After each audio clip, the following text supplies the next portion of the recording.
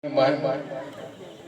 Yang kedua katanya orang na ilmu nyo hana nikmat, hana hayu nikmat lain, hana hayu ubena perhiasan yang lain, kecuali tayo tam hudib na ta memiliki dua buah nikmat yang nepujo katanya oleh Allah, yang diangkat derajat katanya oleh Allah dengan bahasa yarfa'illahu alladhina amanu.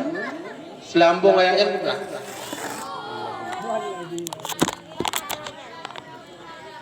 Iban ayatnya yarfa'illahu alladhina amanu minkum walladhina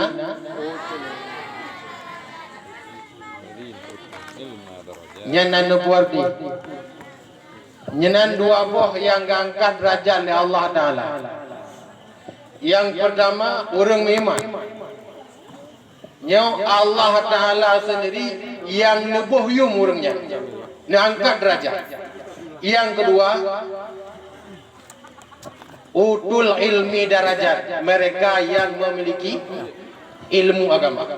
Maka dua buah sifatnya, kedua buah sifat yang beilai manusia, beilai para malaikat, beilai lat batat kaya bate Allah yarfa'illah, angkat, pemulia manusia yang memiliki dua buah keistimewaan, ilmu dengan iman. Maka ada dua bahagia dan kata walaupun tak bayangkan tak udip lam dunia yang penuh dengan bermacam piasan, sang hayu tak ada. Tak kala awam en bak jalan dipasang Honda dengan Honda punan sevel ya, kata Honda yang hawa baru kata begitu. Ja yang main Gunung Salak, bena laut truk aja, nyan bak tabayang cukup hayu bisa. Padahal nyan tingkai tapreh pajan babah kiri bisa kan. Yang kejut mutuah dah kata hai, ada lon, anak lon, kala kagak pilih oleh Allah Ta'ala sebagai manusia yang roh dalam kawan urung-urung yang tembut, urung-urung yang tembut ilmu, maka jalan katanya insya-Allah jalan menuju surga.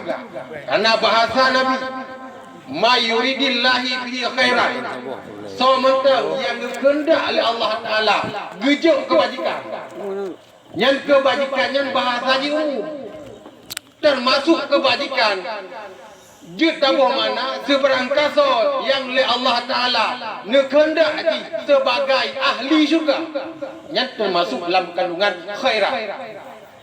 Maka tanda kepada orangnya, kode kepada orangnya, yufaqihu fiddin, mereka diberi pemahaman agama.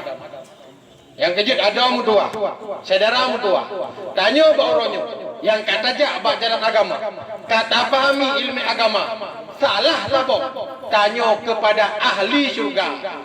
Nyo karena abak tanya tinggai tak amai dan tam lake Allah bergedung amalan. Kemudian selawat miringan